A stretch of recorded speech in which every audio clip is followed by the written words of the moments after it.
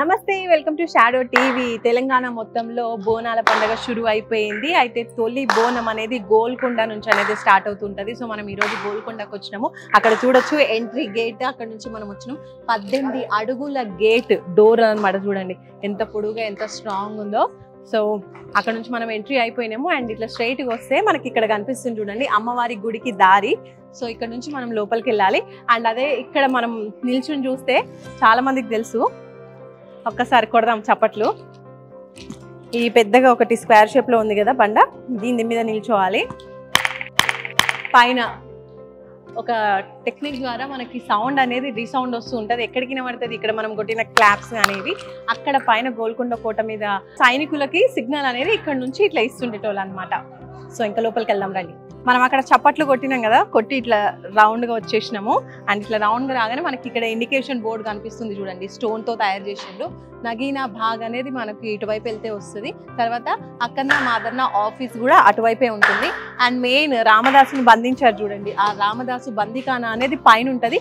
అట్లనే మనం బోనాలు మనకి అమ్మవారి బోనాలకు సంబంధించినటువంటి జగదాంబ మహంకాళి అమ్మవారి ఆలయం కూడా పైనే ఉంటుంది. ఇట్లా మనం పైకి వెళ్ళాలి. అండ్ తర్వాత దర్బార్ హాల్ కూడా ఉంటుంది, ఏదైతే రాజు ఉంటుండేనో దర్బార్ హాల్ అది కూడా పైననే. అండ్ తారామతి మసీదు కూడా ఇటు లెఫ్ట్ సైడ్కి వెళ్ళాలి. నెక్స్ట్ తారామతి మాస్క్ తర్వాత మనకి శిలాఖానా కూడా మనకి ఇటు రైట్ సైడే వస్తుంది అనమాట. తర్వాత ప్యాలెస్ కాంప్లెక్స్. సో రాజమందిరములు, అన్ని రాజమందిరాలన్నీ కూడా ఇక్కడ మనకు కనిపిస్తూ ఉంటాయి. ఒకసారి మీరు చూడొచ్చు. అటువైపు నుంచి ఇక కంటిన్యూగా రాజమందిరాలు కూడా ఉంటాయి అన్నమాట. సో మనం ఇంకా వెళ్తూ అన్ని చూసుకుంటూ వెళ్దాం పదండి.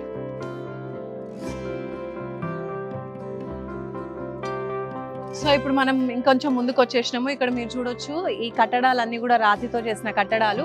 చూస్తుంటే మనకి ఎట్లా అనిపిస్తుంది అంటే ఇక్కడ అందరూ సైనికులు, ఇంకా గుర్రాలు, ఆ సెక్యూరిటీకి సంబంధించినవన్నీ కూడా సైనికుల దగ్గర ఉండేవన్నీ కూడా ఇక్కడ పెట్టుకునే వాళ్ళు అనమాట. ముఖ్యంగా సైనికులు ఉండేటువంటి ప్లేస్ ఇదంతా కూడా. సో మనం చూడొచ్చు ఆ కట్టడాలన్నీ కూడా చాలా బ్యూటిఫుల్గా ఎంత బాగున్నాయో. ఇన్నేళ్ళు అయినా కూడా ఇప్పటికీ స్ట్రాంగ్గా చెక్కు చెదరకంగా ఉంది అని అంటే ఈ కట్టడాలు నిజంగా చూడండి, రాతి కట్టడాలు. ఇంకా ఇటు వచ్చేసినాం చూడండి, నాగుపాము పుట్ట మంచిగా మనకి వేప చెట్టు కింద అంతా కూడా అందరూ మహిళలందరూ వచ్చి బోనాలు ఇక్కడ పెట్టుకుంటారు, బోనాలు తయారు చేసుకుంటూ ఉంటారు. అమ్మవారిని మొక్కుకొని ఇక్కడ నుంచి స్టార్ట్ అవుతుంది అనమాట. అమ్మవారికి బోనం తయారు చేస్తున్నాము, చూద్దాం ఎలా చేయాలో. బోనంకి నూనె పెట్టినాము. తర్వాత ఇప్పుడు బోనం అలంకరణ అనమాట. పసుపు చల్లుతున్నాం, మొత్తం పసుపుతోటి బోనం అంతా కూడా డెకరేట్ చేస్తాం. ఇట్లా పసుపు కుంకుమలతో ఇట్లా బోనాన్ని అలంకరిస్తున్నాం. బోనము మంచిగా అలంకరణ చేసుకున్నాం, పూజించుకొని. తర్వాత ఇప్పుడేమో పూలు కూడా పెట్టేసినాము. అండ్ ఇందులో బోనంలో ఏంటంటే, బోనం తయారైన తర్వాత మనము నైవేద్యం అనేది పెడతాము. అన్నము బెల్లము వేసి పరమాన్నం చేస్తారు కొంతమంది, ఇంకొంతమంది ఏంటది పచ్చి కూరగాయలు ఏదైనా ఆకుకూరలతోటి కూడా అన్నం వండి పెడతారు. ఎవరిష్టం వాళ్ళది అట్లా చేసుకోవచ్చు. అండ్ తర్వాత శాఖ, దీనిపైన ఇప్పుడు రెండో బోనం లాగా చిన్నగా పెడుతున్నాం కదా, ఇది ఏంటంటే శాఖ అనమాట.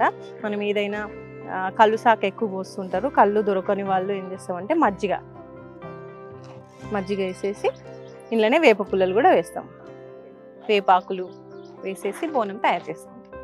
బోనం తయారు చేసుకున్నాము. బోనంలో కూడా మనం ఏం నింపినామో చెప్పినాం కదా. ముందుగా బోనం తయారు చేసుకునేది ఎందుకు అని అంటే, ఆషాఢ మాసం మనకి ఎండాకాలం పోయి వర్షాకాలం వచ్చే టైంలో మనకి రకరకాల ఇన్ఫెక్షన్స్, జ్వరాలు వస్తూ ఉంటాయి, పరిస్థితులు ఉంటాయి. కాబట్టి ఆ పరిస్థితుల్లో రాకుండా అందరూ కూడా ఆరోగ్యంగా ఉండాలన్న ఉద్దేశంతో మనకి యాంటీబయాటిక్గా పనిచేసేటువంటి ఈ వేప ఆకుల్ని మనము బోనాలలో వాడుతూ ఉంటాము. బోనాలలో ఎక్కువగా కళ్ళు శాఖ పోస్తారు, అందులో కూడా ఈ వేపాకులు అనేది వాడుతూ ఉంటారు.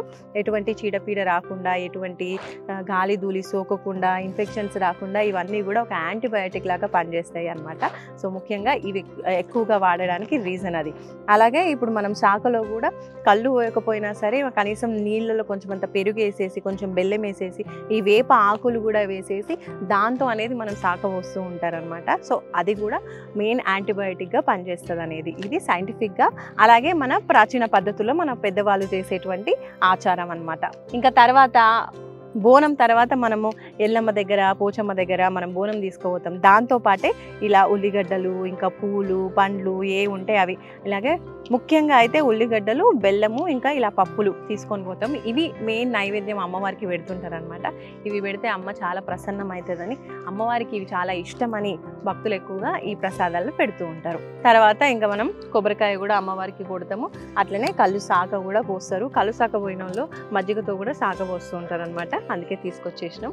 అమ్మవారు ఇవన్నీ చేస్తే ప్రసన్నమై మనందరినీ చల్లగా చూస్తుంది అని చెప్పేసి, మన ఆయుర ఆరోగ్యాలతో అష్టైశ్వర్యాలతో ఇంకా పిల్ల పాప అందరూ కూడా సుభిక్షంగా ఆనందంగా ఆరోగ్యంగా ఉండేలా చేస్తుందని నమ్మకంతో అమ్మవారిని పూజిస్తూ ఉంటాము. అట్లనే అమ్మవారు అందరినీ కూడా కాపాడుకుంటూ వస్తుంది. ఇక ఈ మెట్లన్నీ మొత్తం 350 మెట్లు ఎక్కుకుంటూ అమ్మవారి దగ్గరికి పోవాలి. ఇక బోనం ఎత్తుకొని మెట్లు ఎక్కుడు ఒక ఎత్తు అయితే చాలామంది మెట్ల పూజ చేస్తారు. బోనాలప్పుడు మెట్ల పూజ చేస్తే కూడా ఏది కోరుకుంటే అది అవుతుందని చాలా గట్టిగా నమ్ముతుంటారు అనమాట. ఇక్కడ గోల్కొండలో ముఖ్యంగా మెట్ల పూజకి కూడా చాలా విలువ ఉంది. ఇక ఇప్పుడు మనము మెట్ల నుంచి పైకి వచ్చేసినాం మెట్లు ఎక్కేసి. అండ్ ఇక్కడ మనం చూడొచ్చు ఇదంతా కూడా బావి అనమాట. ఒకసారి తొంగి చూస్తే కనిపిస్తుంది, చాలా పెద్ద బావి మనకి స్క్వేర్ షేప్లో. ఇట్లాంటి బావులు అనేవి అప్పుడు రాజులకి ఇంకా వాళ్ళందరికీ కూడా నీటి అవసరాల కోసం ఇలా ఏర్పాటు చేశారు. వాటి ఆనవాళ్ళు ఇంకా ఉన్నాయి, వీటిని ఇంకా పరిరక్షిస్తూ ఉన్నారు కూడా మనం చూడొచ్చు వాటిని. అండ్ ఎవరు దుంకకుండా సేఫ్టీ కోసం ఇలా గ్రిల్స్ అనేవి ఐరన్తో ఏర్పాటు చేసారు. ఇంకా మనం పైకి వెళ్ళుకుంటా అన్నీ చూసుకుంటూ వెళ్దాం పదండి. అవు మనం వెనకాల చూడండి ఒక బాబు మోకాల మీద స్టెప్స్ అన్నీ ఎక్కుతున్నారు. మామూలుగా నడుచుకుంటూ ఎక్కాలంటేనే దమ్ము అవుతుంటుంది, కానీ ఆ అబ్బాయి మంచిగా చదువు రావాలని చెప్పి మొక్కుతుంది, ఇట్లా ఎక్కుతున్నారు అనమాట. ఇట్లా ఒక్కొక్కరు తమ కోరికలు నెరవేరాలని ఒక్కో విధంగా ఇలా అమ్మవారికి మొక్కులు అనేవి తీర్చుకుంటూ ఉంటారు. ఇంకా పైకి పోదాం రండి. అమ్మయ్య గోల్కొండ సగం ఎక్కినాము స్టెప్స్. ఇక ఇంకా కొంచెం సగం ఉన్నాయి. సగం ఎక్కితే మనం టెంపుల్ దగ్గరికి వెళ్ళిపోవచ్చు, మాంకాలమ్మ దగ్గరికి. అమ్మవారి టెంపుల్ పైకి వెళ్ళిపోవచ్చు మనము. ఈ ఒక్కసారి చూడండి ఇక్కడ వ్యూ ఎంత బాగుందని చెప్పేసి ఇక్కడ ఆగినా నేను. చూడడానికి చాలా బ్యూటిఫుల్గా సిటీ అంతా కూడా మంచిగా కనిపిస్తుంది మనకి. చిన్న చిన్నగా ఇళ్ళన్నీ కూడా చాలా చిన్న చిన్నగా బిల్డింగ్లన్నీ కూడా బుజ్జి బుజ్జిగా కనిపిస్తున్నాయి కదా మధ్య మధ్యలో చెట్లతో. ఇదైతే సూపర్గా ఉంది. అండ్ ఇప్పుడు ఇటువైపు చూసుకుంటేనేమో మనకి కనిపిస్తుంది కదా జైలు లాగా. ఇది రామదాస్ని బంధించినటువంటి జైలు ఖానా అనమాట. పోదాం రండి. ఇంకా ఇప్పుడు మనము శ్రీరామదాస్ని బంధించినటువంటి బందీఖాన లోపలికి మనం వచ్చినాము. మనం చూడొచ్చు శ్రీరామదాస్ సినిమాలో చూసారు కదా, రామదాస్ని శ్రీరాముడి గుడిని ప్రజాధనంతో కట్టించినందుకు కోపంతో రాజులు ఈ బందీఖానలో ఉంచుతారనమాట. ఆ టైంలో రామదాసు శ్రీరాముడిని అలా ఊహించుకుంటూ ఇక్కడ ఈ గోడలపైన చెక్కుకొని చక్కగా ఇక్కడే దేవుణ్ణి పూజించుకునేవాడు, ఇంకా దేవుడి పైన పాటలు పాడుకునేవాడు అనమాట. సో దానికి సంబంధించినటువంటి అక్కడ మనకి వర్క్ అనేది మనకు అనిపిస్తుంది. ఇంకా సినిమాలో కూడా చూసినాం కదా శ్రీరామదాస్కి ఫుడ్ అనేది అట్లా పై నుంచి వచ్చేదని, అది అక్కడ స్పేస్ ఉంది చూడండి స్క్వేర్ షేప్లో. సో అక్కడ నుంచి ఆ పై నుంచి ఫుడ్ అనేది ఇచ్చేవాళ్ళు అనమాట తినడానికి. అక్కడ కూడా మనం చూడొచ్చు. ఇదంతా కూడా మనకు సినిమాలో రియల్గా కనిపిస్తూ ఉంటుంది.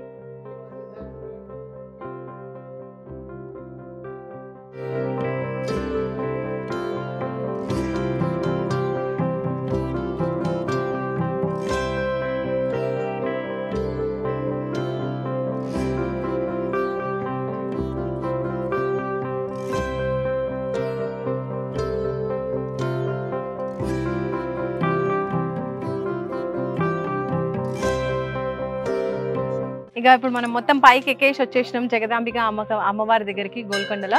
ఇంకా ఇక్కడ వచ్చేసి మనకి బోనాలు సమర్పించుడు అలాగే శాఖ పోషుడు ఇవన్నీ కూడా ఇక్కడే అనమాట. మనం కూడా భక్తితోటి బోనాలు అమ్మవారికి సమర్పించుకొని శాఖ ఇక్కడే పోసి కొబ్బరికాయ కొట్టి మొక్కుకున్నాం అమ్మవారికి అందరూ మంచిగా ఉండాలని.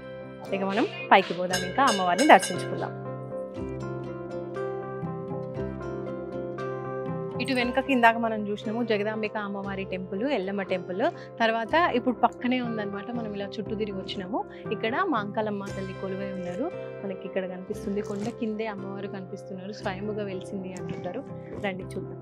సో అమ్మవారి జగదాంబిక అమ్మవారి గుడికి వచ్చేసినాం, బోనం సమర్పించుకున్నాం. అలాగే మాంకాలమ్మ టెంపుల్లోకి కూడా వచ్చేసి మనం దర్శనం చేసుకున్నాము.